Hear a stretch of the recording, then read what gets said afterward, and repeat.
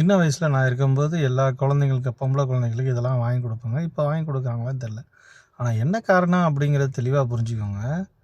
பொம்பளை பிள்ளை அப்படிங்கிறவங்க என்னென்னு கேட்டிங்கன்னா, வீட்டில் செய்கிற வேலையே ஜிம் பாடியோட ஸ்ட்ராங்காக இருக்கிறதுக்காக அந்த காலத்துலேயே ஒரு என்னென்னு கேட்டிங்கன்னா சொப்பு சாமை மாதிரி இதை வாங்கி கொடுத்துக்கிட்டு இருக்காங்க. மாவாட்டுறது, துணி துவைக்கிறது, வீடை கூட்டுறது, பெருக்கிறது, வீடை துடைக்கிறது, டாய்லெட் கழுவுறது, இந்த மாதிரி வேலைகள் வீட்டில் இருக்கும்போது அதை பண்ணலாம். ஜிம்மில் போய் காசை செலவு பண்ணி அந்த 2 மணி நேரம் 3 மணி நேரம் இது பண்ணுறதுக்கு வீட்லேயே அதை பண்ணிட்டு போகலாம். இல்லை என்னென்னு கேட்டிங்கன்னா, நீங்களும் உங்கள் புருஷனும் சரிசமமான நேரத்தில் வேலை பார்த்தீங்க அப்படின்னா புருஷனை நீங்களும் எக்ஸ்சேஞ்ச் பண்ணிக்கலாம். ஆனால் புருஷன் கூட கொஞ்சம் நேரம் வெளியே வேலை பார்த்துட்டு வராப்புல நீங்கள் வேலையே பார்க்கல, இல்லை நீங்கள் கம்மியாக வேலை பார்க்குறீங்கன்னா நீங்கள் அதை பண்ணிட்டு போகலாம். அதை விட்டுட்டு ஜிம்மில் போயிட்டு பொம்பளை பிள்ளை 6 பேக்ஸ் வளர்த்துக்கிறேன் 7 பேக்ஸ் வளர்த்துக்கிறேன்னா என்ன அர்த்தம்னு எனக்கு ஒன்றும் புரியல. உங்களுக்கு ஏதாவது தெரிஞ்சுன்னா கீழே கமெண்ட்